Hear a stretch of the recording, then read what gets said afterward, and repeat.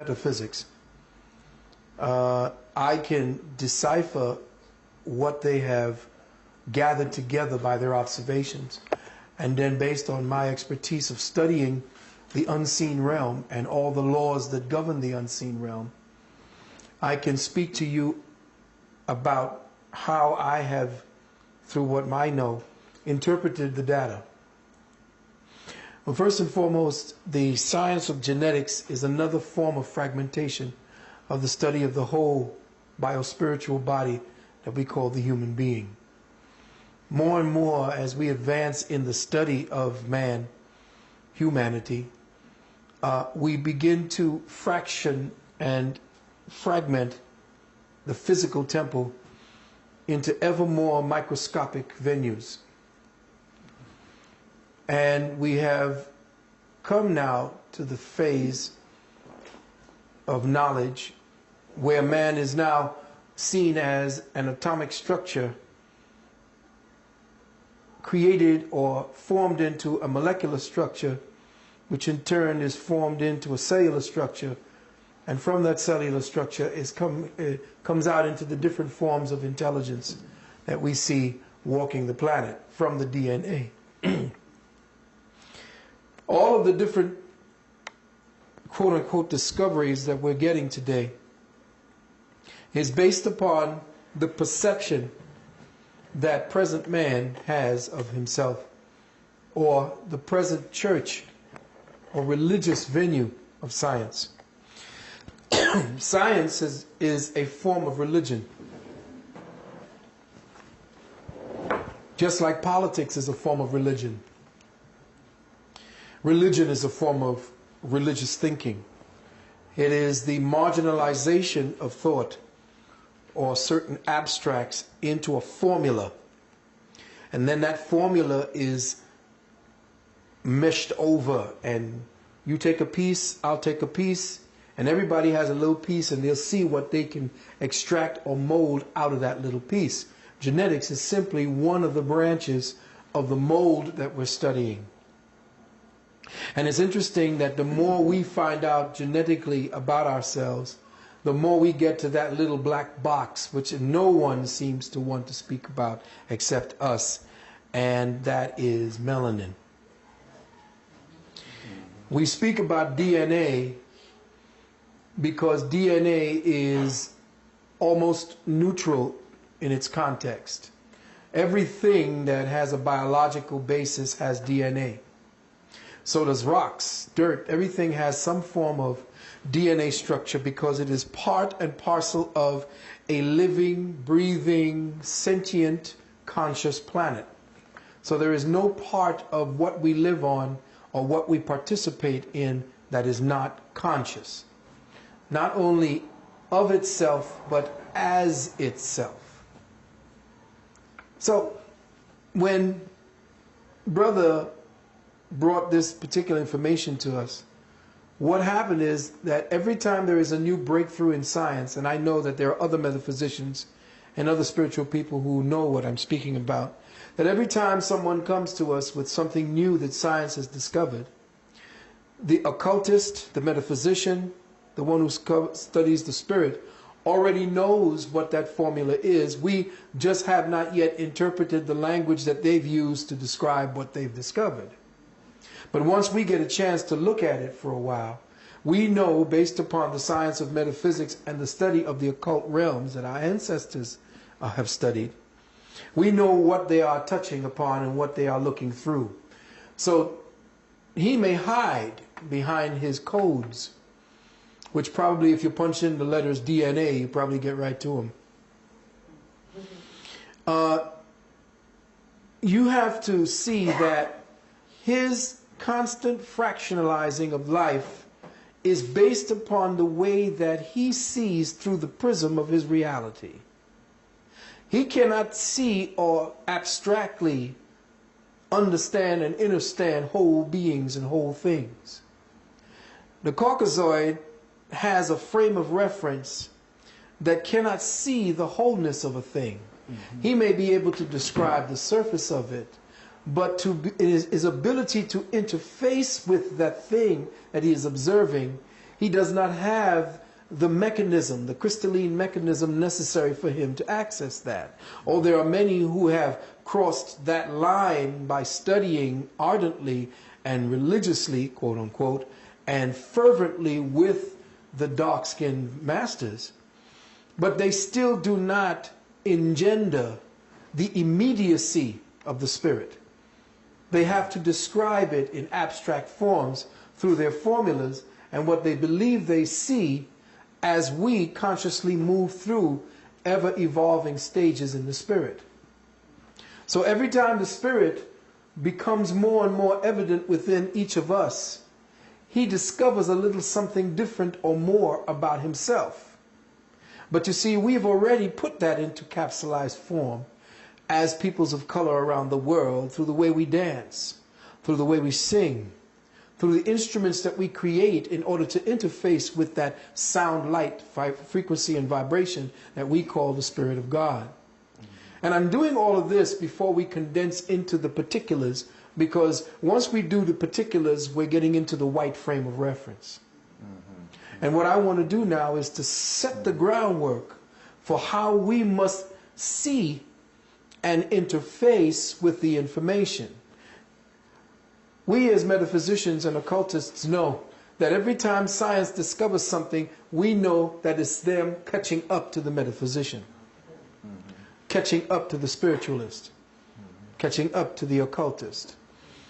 There is nothing that he will ever discover that is not already known by the very few peoples who still retain the ancient wisdom knowledge, the ancient wisdom sciences, the mystery science that they talked about in ancient Kemet, the shamanic sciences that they talk about amongst the indigenous people. We already know this. But it is necessary because our children are caught up in this paradigm where everything needs to be fractionalized, torn apart, eviscerated, thrown up into pieces, ripped apart, so that you can see how the little pieces work. That's fine. We'll do that. But we must never lose sight of the fact that with every discovery in his own fragmented way of thinking, we must take that discovery and put it back into the piece so that we see how the whole operates. In that way, we won't end up making machines that tear down whole forests, that rip up the skies and the water. Because he is so estranged from the living beingness of this planet, he can, without any conscience, without any responsibility, do what he's doing to the planet. Because this is the way he sees science. He sees what life is. It's just things for him to rip up and study. Consequences be damned. They'll come later. So I must place into the records that his ever deeper incursion into the study of DNA is his ever deeper incursion into the study of dark matter consciousness, which is the study of melanin. Because melanin is the intelligence that makes the spirit real to us. It is the aspect of spirit that weaves the intent and the will of the Creator into something that we can perceive, something that we interface with through time and space, something that we could say this is this and that is that. It gives us depth, it gives us perception. Melanin differentiates the one spirit into the many things that we witness as reality. So the study of DNA and the study of genius is the study of melanin, of which the first peoples of the planet have the abundance of. You see, when they mine us, when they stole us, when they captured us, when they came over and they tore up our ancestry and destroyed us, they knew they were doing the same thing that their scientists were doing, ripping up the melanin, tearing it apart, taking away its homogeneity, its oneness, and its unified form of the world, and fragmenting it into all these different tribal mentalities that separate us one from the other, have us fighting one another, just like he's been doing. So he's ripped up not only us from the earth and from our places where we were indigenous to, he's ripped up our consciousness. He's torn melanin into shreds. He has miscegenated us so that we no longer can tap into the deeper dark matter consciousness that is our legacy within the central part of our brains.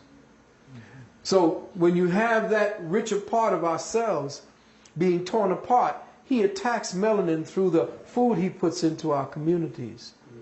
He attacks our DNA genius and what is to come, how we may lead the planet back into its righteous trajectory towards the consciousness, the creator consciousness. He tears that up with the food that we eat, the juices, the kinds of things he puts into our community.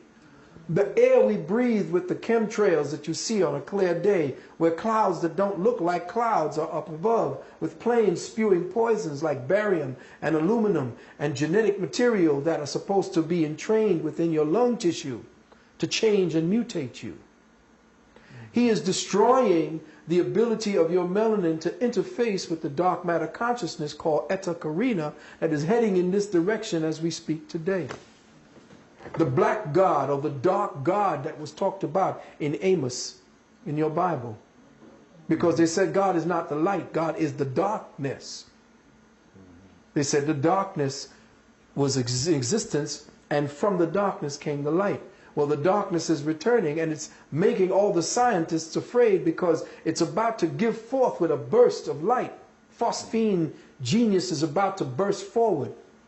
And they say that once it happens, the skies of our solar system, our galaxy, will not see any blackness for a period of 7 days.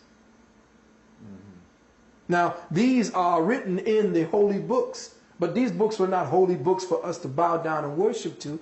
These books were there for us to study as books of science set down by our ancestors, who spoke about melanin in the Bible, or what became the Bible that we read today, what became the Quran we read today, the Sefer Yetzirah, the Kabbalah. All of these different books that we read today have to do with the return of the darkness, which is the eternal womb, the triple black mother. And right now it's returning. But you see, our melanin, the genius, the DNA that we're about to speak about is fragmented. So I'm going to try and I'm going to attempt to put together certain things, and which is what I've done. When you asked me what it is that you wanted to speak about the 6-strand DNA series. The series, the six-strand DNA, the 6 I'm going to explain what that means, and the 9-strand DNA series. That has metaphysical ramifications way beyond what their science is revealing to them, or what their own contained mentality will allow them to understand. And this is where the metaphysician has to step in, and this is why Dr. Oyibo is not only so essential to the next phase of consciousness on this planet, but why he is feared by the present structure, the present church of Western scientific thought.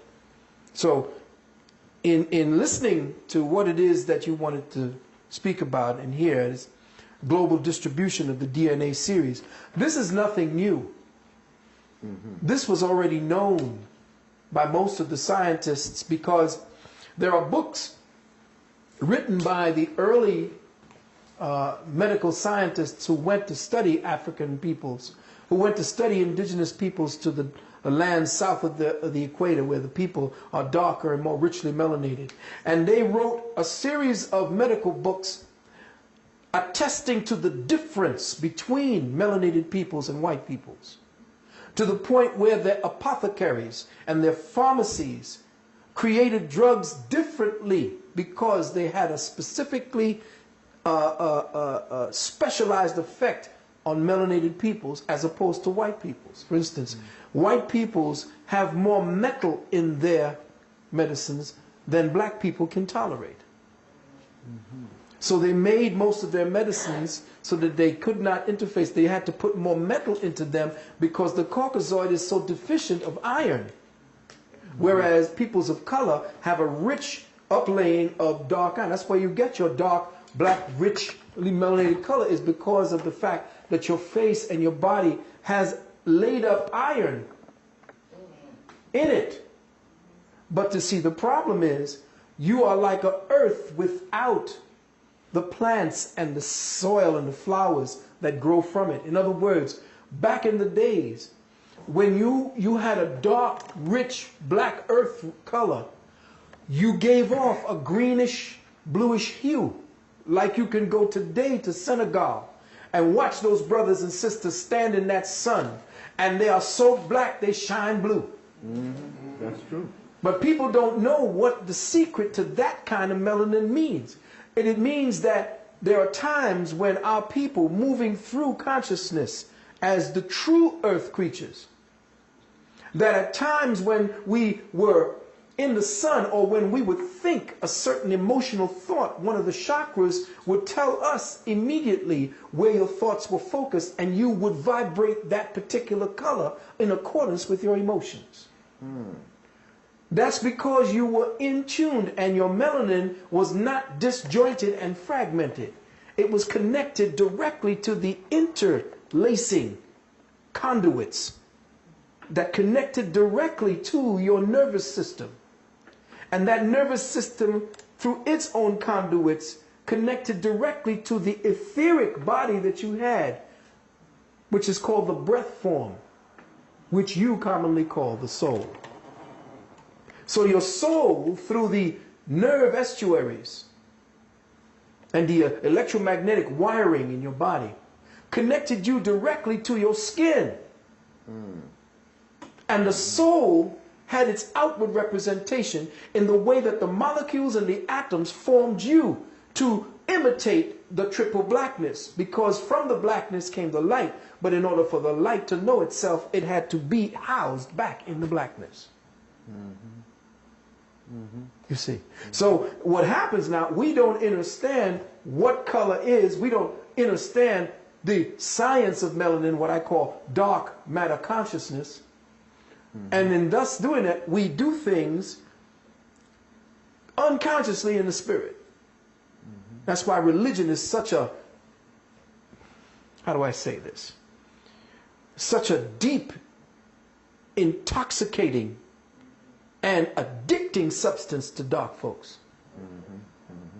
That is the number one place where they can defer and deter the consciousness of black people by setting up a structure to intercept the true spirit. And the one structure that intercepts the true spirit is religion. The dogma of religion are to take us away from actually interfacing with the true voice of God that will tell you the name of the Creator, because your DNA is linked to your melanin and your melanin to the pigments on your skin. And that's how you had all these different names for God. Not Jesus. You didn't have these names like Allah. You didn't have all these names. These names came and were fostered upon you because you had names like Unkulunkulu. That was the sound of the cosmic resonance of the drums. And the way Most High spoke to you, so you spoke back the name that was given to you directly. You didn't need a second-hand interpreter to give you a name for God. God already gave you its name wherever you were on the planet, because the name that you called God where you were on this planet was the harmonic frequency necessary to keep the balance of the overall planet in place. So when this Caucasoid came around and began ripping up all of your religious sounds and your music and the way you spoke directly to the Creator, it ripped up and tore apart the planet so much now that it begins to wobble. The planet itself today wobbles because every one of us is calling out somebody named Jesus who never existed. Never existed. That's correct. So your melanin can be used to keep you in the prison. because it's easily infected with illusion. And that's why we must know ourselves from inside out. And if this is a chance for me to speak more deeply upon what it is we need to do, you know I'm going to actually do my best to be here to speak on that. Thank you. Thank you. Thank you. Give thanks. Now, I need to read into the record for everyone some things that I put down very quickly for us to understand or understand around what this DNA situation is and what this whole concentration on genetics and, you know, what's going on with the genetics of disease, and we found the gene for cancer and the gene for leukemia and the gene for that. You can go down to Woolworths and find genes. There's genes in everything biological. But he needs to do that.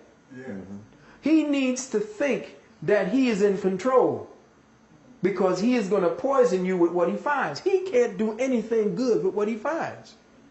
He needs to keep poisoning you, because by your suffering and pathology he lives. That's correct. Know that the medical system does not exist by your health. It exists based on you being maintained within a pool of pathology. That's correct. So his control, his science, is to find out what may harm you so that he may stay in control. Oh, yes. There is no different, there is no upliftment in his science, because he has completely extricated the principle of the deity of God within all of his science. You cannot find deity in any of his sciences. Therefore, it has to be satanic. So the study of genetics, the study of medicine, the study of all of the biologies that he has is a satanic study, because he does not believe that a divine intelligence operates all things. Now, if I may ask you a question, if you would prefer just to go completely and I interject questions on the end, I'll try to do that. Good, but let me put this down, because then the questions may have been answered by what I have put down here for you. So let me just get some rudimentary things down. Simply put, DNA, or deoxyribonucleic acid, makes RNA, ribonucleic acids, which in turn, ribonucleic acids makes proteins. Everybody knows what a protein kind of is. Proteins allow things that are called amino acids to be registered messengers. Okay, so I'll show you what I'm talking about when it comes down, say for instance, to the DNA helix. And we'll deal with the DNA helix like this, because this is the simplest waveform that we can see. This is not, let me just say this first. DNA is not what you think it is. This is simply an abstract model by what science has done to simplify what it is. Okay, that's all it is. So when they show you this fancy model with all these little things all over it, that's a clinical model, because they don't all look like this. DNA is simply a wave energy pattern crystallized into a gelatinous mold. Okay? And the reason why it seems like this is because we're stuck. And I'm going to get into that. So DNA makes RNA, RNA makes proteins, and proteins allow the amino acids to be the registered messengers. Each amino acid is different and thus has a different geometric shape specific to its duty. So amino acids are little messengers that attach themselves along the DNA. And I'm doing it extremely simplistic, because if you get in contact with this guy, he will start getting into the church of his own scientific churches. Huge amount of gobbledygook that simply doesn't do anything, because it's their own language. It's their own way of estranging you from what's going on inside of you. So, each amino is a microprocessor. A microprocessor of light signature frequencies. Okay? So, when you eat, or when you breathe in, or when you drink water, or when you take in anything that's real food, the breaking down of substances, especially the stuff that you breathe, essentially comes from what your environment gives to you in the form of the breath. So as you breathe in or as you eat in, certain things become digested, not only in the lungs, but in the stomach and everywhere around you. Even knowledge and the sitting and learning is a form of digestion, which creates a certain type of etheric amino acid that is not yet detected by them. That's correct. Okay, so I already jumped you forward maybe 10 years to what they're going to discover somewhere down the line. But when you breathe in, your alveoli in your lungs acts as condensers and compressors of cosmic solar material that is in the air that you breathe. Now, a lot of people say, well, it's in the air. How can I'm going to see it? Well, you can tell that air is a form of atmosphere, or almost like a watery kind of atmosphere. If you were put your hand outside a car, for instance, and you feel that resistance as you're moving through it, and you can do this, you feel it. There's something actually feeling against my hand. Well, you're like a fish in a bowl, but you are in a more refined atmosphere. You see, so in this atmosphere is a whole other universe. You're living in a terrarium, an open terrarium or open aquarium, with a kind of water that's so refined that this is the way that you breathe. Like the fish breathes, the deeper and more condensed form of this same thing. You see. So when you breathe in what are called etheric materials, solar materials that condense to become your etheric amino acids. But the food you eat is a denser form of the same thing. So as you break down food, that essentially has signatures within them. The enzymes, the proteins, and the fats, and all the different types of glycerides, whatever it is that you have inside of that food, begins to break down to make certain proteins and sugars that begin to attach themselves along the DNA. Now, this DNA has these little signatures here because through your body every day, through your body, there are light waveforms that are constantly bombarding through your body, more refined, giving you information. And that information that's coming from the outside in the form of light and in the form of your emotions and the form of your thought processes and the form of the electrical magnetic energies in your nerves are passing through the DNA as well. Okay? Now, each amino is a microprocessor of light signature frequencies. It's an antenna for the reception of light codes. Now, let me be very clear about that. Light codes are essentially coming from the sun, but it's also coming from all of what you call stars, coming from constellations. The 12, of course, you know, being the zodiac.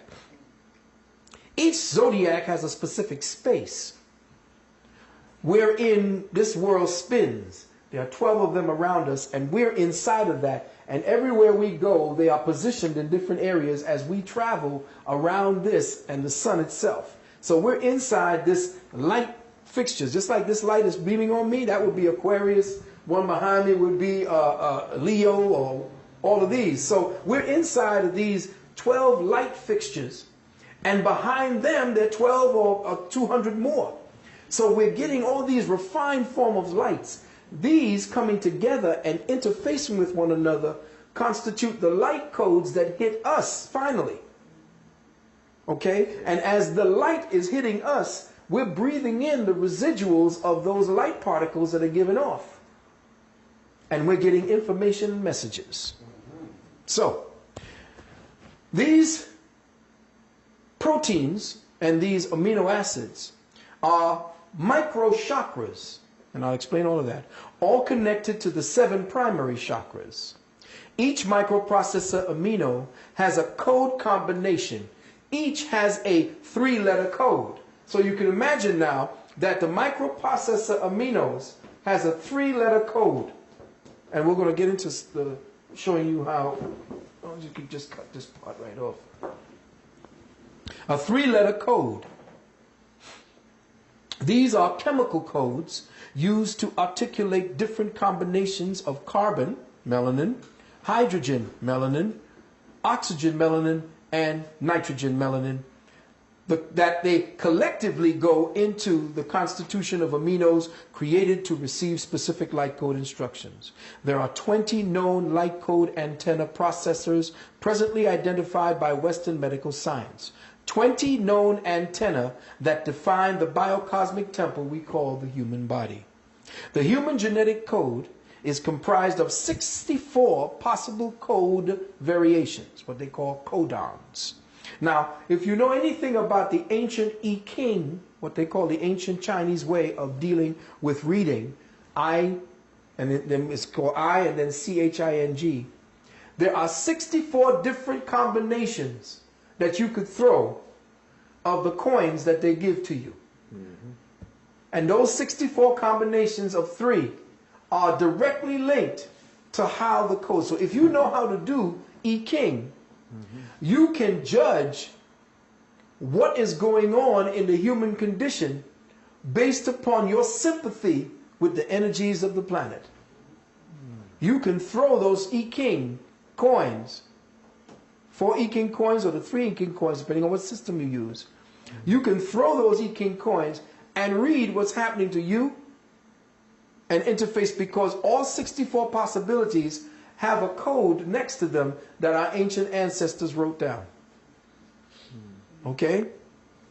And they're linked to the so-called DNA. Now, the human genetic code is comprised of 64 possible code variations. It is these 64 variations that represent the limit or the wall of our perception for Western science. And this 64 code variations that I explained is to the Western science a complete mystery. There is nothing beyond it, because the present perception of humanity and science cannot go beyond the 64 coded wall. It's like 64 bricks to this particular wall that they cannot see beyond. The mystery is that there are 64 possibilities, but only 20 light code antenna keys turned on and are in working order. So, if we know that there are only 20 possible variations within the chemical codes for aminos, and there are 64 possible code variations, it means that 44 code variations that would then link us up to a higher reality within ourselves are missing. Mm-hmm. Now, here's this man coming along to say that in the southern regions of Africa, below the equator, right now, at this point, there are evidences of people that are supposed to be primitive. Primitive meaning first, but to them, primitive meaning idiotic and savage. But not understanding that these people hold on to the primary code keys that humanity had when they first fell out of spirit. If they found 9, understand that there are 3 that's only missing from them and 6 missing from them. Because the first stages of being able to climb out of the present perceptual paradigm is to link up to the 12 DNA series. He only got to 9. And we're going to explain what that means. So here we have a problem with the amino sequence. Let's just use one amino acid, the amino acid leucine. L-E-U-C-I-N-E. Now, the amino acid leucine reveals something very deeply in us. I mean, it shows something that they have found out in us. And it shows something that we as metaphysicians have been trying to tell people for a long time. The occultists, the shamans have been telling people, we are locked down. We can't see beyond the present perception because we have refused to release it. And religion is that lock, because it does not explain the spirit. It tells you to believe. But when you believe, it means that you have surrendered your critical thinking and your reasoning mind to accept something based upon what somebody else has said, not first-hand experience. Here's the problem. This society, Western society, is not based in first-hand experiences.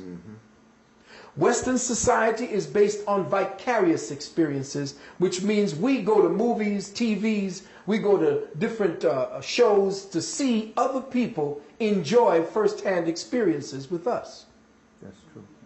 So a second-hand experience does not allow for certain parts of our bodies to develop. It does not allow for certain consciousness, cellular consciousness to be awakened. Because when you take away first-hand experience, you take away the soul's ability to interface with the moment on an organic level, and thus traps the spirit or the soul in a paradigm always looking for itself, which is a first-hand experience with itself. So now you have a creature who is living completely by vicarious experiences. Okay, go to church, come to the preacher will strike up the band's music tells you sing these songs trigger a vicarious experience in you. You now, based on the programming, are told that Jesus is doing that to you, but you're doing it to yourself. Correct. And you've accepted the programming that somebody is doing this for you. I'm feeling Jesus because why? The preacher says that that feeling that you're feeling while you're in this place is Jesus. That's correct. But you don't understand that he is using your own spirituality, your own inheritance of the Spirit. That's correct. And spending your inheritance by keeping you high on ignorance. Okay. So understand now that what I'm trying to say is that at this present time, the present amino acid structure that science is studying is simply based upon a vehicle that is stuck in its own ignorance. As soon as you awaken this vehicle, this entity creature, all of these codes will change. In the twinkling of an eye, didn't the Bible say? That's correct. But you can't do that if you keep the eyes blind and the twinkle out of them. That's right. Yes. See? And the knowledge of oneself puts the twinkle back into one's eyes. But understand this. Now, the amino leucine looks like this. UUA. These are the way that they are set up in sequence. UUA, UUG, and these are the way the proteins are set up. The protein aminos are set up. CUU, CUC, CUA, and CUG. Now, if you're looking at it, we have 6 completely different chemical combinations, but they all still add up. These 6 different completely chemical combinations. These are 6 completely different chemical combinations for amino acids, but they all add up to leucine. Which means, and this is happening throughout the whole DNA helix, which means that humanity is stuck or locked down in a consciousness of redundancy. The consciousness redundancy that we are presently locked down in means that we can't see to the next phase of our development in the journey of life. And what has happened for the last 2,000 years is that a force has been placed upon us, has been imposed upon us. We have been forced into this reality to believe something that you don't understand. And you know what Stevie said? If you believe in things you don't understand, you suffer. Superstition ain't the way. And what is religion? But superstition. Understand and understand that our redundancy, the reason why we are continuing to be at this pace, constantly suffering as peoples of color, is because we have played into the illusion of ourselves. We have adopted an alien perception of reality. We act to give life to this corpse, this Frankenstein that was created on the slab. You know what happened when Frankenstein was awoken. Our electricity, our life force gives life to this Frankenstein monster. And what happened when it got up? It started tearing up the village. So it's our focus of attention to the church, to the politics, to the education system. Those are all the limbs of the Frankenstein monster. The more we give our children over to that, the more energy we give to the Frankenstein monster, and then we turn around and wonder what's happening to our village. Because the children you send into that beast, into that laboratory they call the classroom, comes back as the Frankenstein monster. That's not your child anymore. It's being genetically changed, altered in consciousness. So the monster lives. And the redundancy continues. And you get another a newspaper where another brother is shot. Another sister is raped. Another child is abandoned. How much longer is this thing going to go on? As long as we continue to think in redundancy, this is continue to happen. And we have now become addicted to our own comfort. Miserable as we are, we're still addicted to this semi-comfort that we call reality. If you want to truly change, you have to suffer. Period. If you pull away your electricity and say, I'm not using electricity anymore. If you say, I'm not going down to the Piggly Wiggly, or I'm not going down to the A&S, I'm not going down to any of these things that feed this Frankenstein. You watch this thing come crumbling down like a house of cards.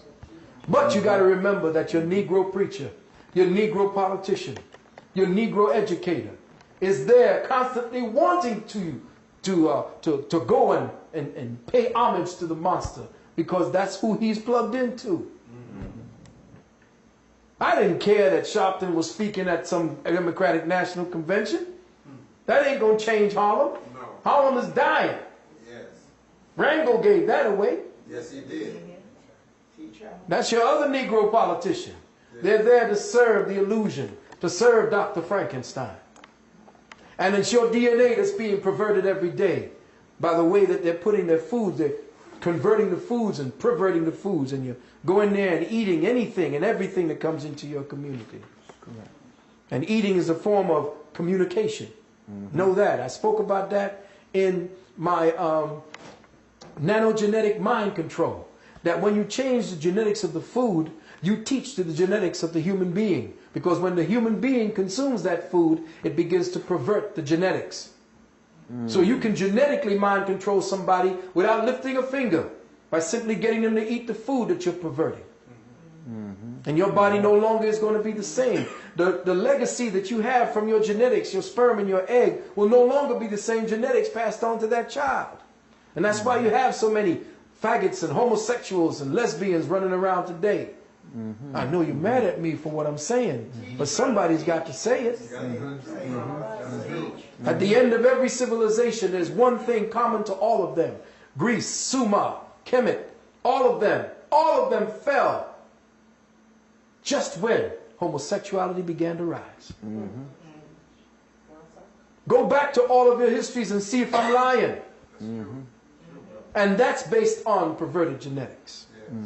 So understand and understand that what we're doing right here is not just floating off the top and putting up theories or what do you call it. This is a science that they will never teach in school. They'll never teach the young genetic student why is there such a redundancy just to one amino acid. Because the redundancy is the effort of the body to find an escape route out of the present condition that it's in. Maybe this combination might do it. No, you did something here to stop this from converting out of or evolving out of. So then it created this one. And then this one. All of it indications of the body trying to find a way out of it, because as a byproduct of life, it is in motion constantly. You stop it with emotion. The one thing about science that they teach you is that science and life and all that lives, all that is science, is about movement and motion. And when you stop motion, you stop life. The motion is also seen in your thinking process. Thought creates motion, because every time you think, you create an atom. Every time you think, you create an atom. See, they don't give you that in school, because they, as a child of the Creator, it means that you are a creator. And as a creator, the first thing created, as you will see by that genius, Dr. Oyibo, was the atom. Parcel of a living, breathing, sentient, conscious planet. So there is no part of what we live on or what we participate in that is not conscious. Not only of itself, but as itself. So when Brother brought this particular information to us, what happened is that every time there is a new breakthrough in science, and I know that there are other metaphysicians and other spiritual people who know what I'm speaking about, that every time someone comes to us with something new that science has discovered, the occultist, the metaphysician, the one who studies the spirit, already knows what that formula is. We just have not yet interpreted the language that they've used to describe what they've discovered.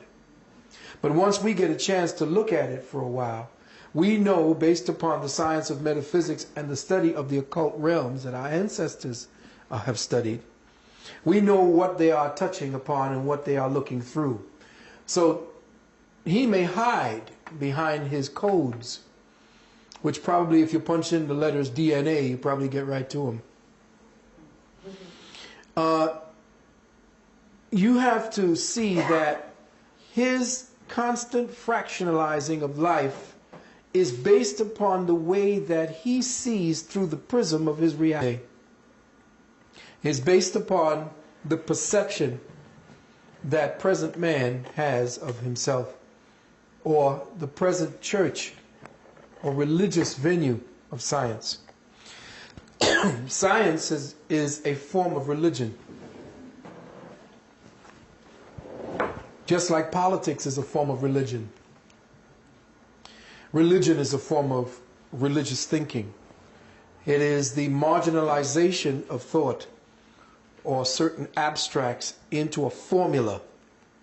And then that formula is meshed over, and you take a piece, I'll take a piece, and everybody has a little piece, and they'll see what they can extract or mold out of that little piece. Genetics is simply one of the branches of the mold that we're studying. And it's interesting that the more we find out genetically about ourselves, the more we get to that little black box, which no one seems to want to speak about except us, and that is melanin. We speak about DNA because DNA is almost neutral in its context.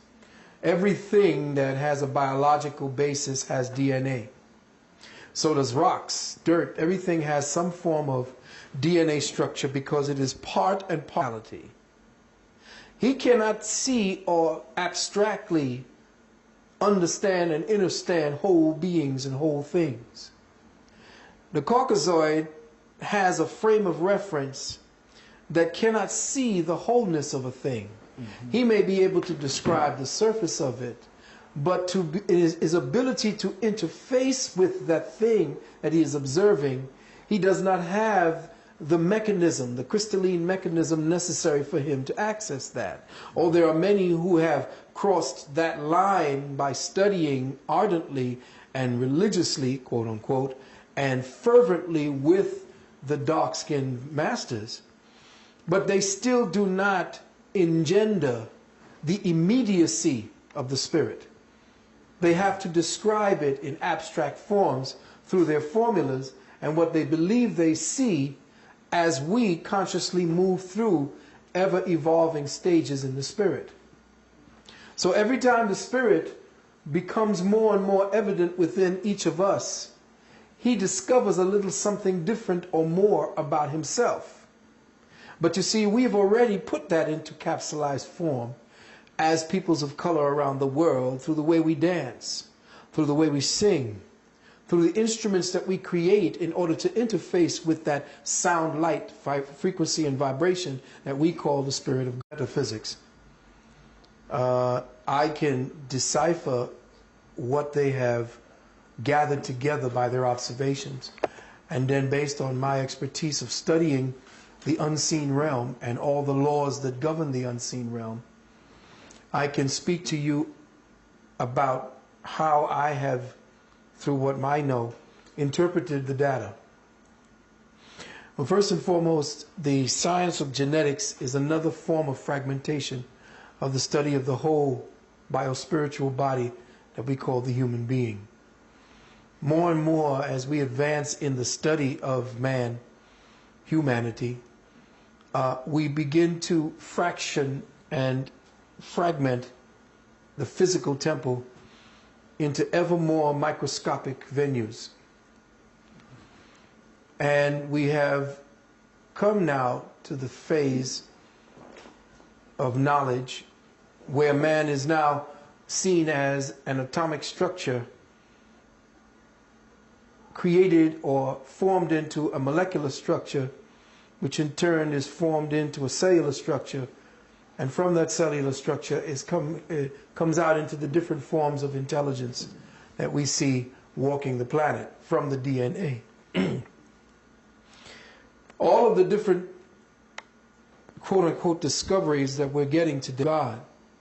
And I'm doing all of this before we condense into the particulars, because once we do the particulars, we're getting into the white frame of reference. And what I want to do now is to set the groundwork for how we must see and interface with the information. We as metaphysicians and occultists know that every time science discovers something, we know that it's them catching up to the metaphysician, catching up to the spiritualist, catching up to the occultist. There is nothing that he will ever discover that is not already known by the very few peoples who still retain the ancient wisdom knowledge, the ancient wisdom sciences, the mystery science that they talked about in ancient Kemet, the shamanic sciences that they talk about amongst the indigenous people. We already know this. But it is necessary because our children are caught up in this paradigm where everything needs to be fractionalized, torn apart, eviscerated, thrown up into pieces, ripped apart, so that you can see how the little pieces work. That's fine. We'll do that. But we must never lose sight of the fact that with every discovery in his own fragmented way of thinking, we must take that discovery and put it back into the piece so that we see how the whole operates. In that way, we won't end up making machines